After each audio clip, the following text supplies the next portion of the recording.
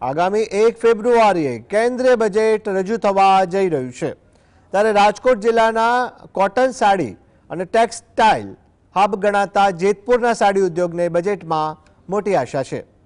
China સામે સ્પર્ધામાં ટકી રહેવા માટે એક્સપોર્ટ ઇન્સેન્ટિવ, સબસિડી અને ટેક્સટાઇલ ઝોનની માંગ ઉદ્યોગકારો દ્વારા ઉઠાવવામાં આવી છે। જેતપુર ચેમ્બર ઓફ કોમર્સ અને ડાઇંગ એન્ડ પ્રિન્ટિંગ એસોસિએશને ઇન્ફ્રાસ્ટ્રક્ચર વિકાસ અને નિકાસને પ્રોત્સાહન અને ઉદ્યોગને રાહત મળે તેવા પગલાં લેવા કેન્દ્ર સરકાર સમક્ષ મહત્વની રજૂઆત કરી છે। જેતપુરનો આ ઉદ્યોગ અંદાજિત 80,000 જેટલા શ્રમિકોને રોજગારી પૂરી પાડે છે ત્યારે ટેક્સટાઇલ ઝોનની ફાળવણી અને એક્સપોર્ટ પોલિસીમાં રાહતો આ ઉદ્યોગ માટે સંજીવની સમાન સાબિત થઈ શકે છે। રિસાયકલનું મોટું હબ કહેવાય ખરેખર તો આ, પણ સ્ક્રેપની અંદર સરકારશ્રી તરફથી 18% જીએસટી લગાવવામાં આવે છે, જે એકચ્યુઅલી પોસાતું નથી, કારણ કે એની અંદર કચરો નીકળે એના ઉપર જીએસટી આપણે ભરવો પડે છે।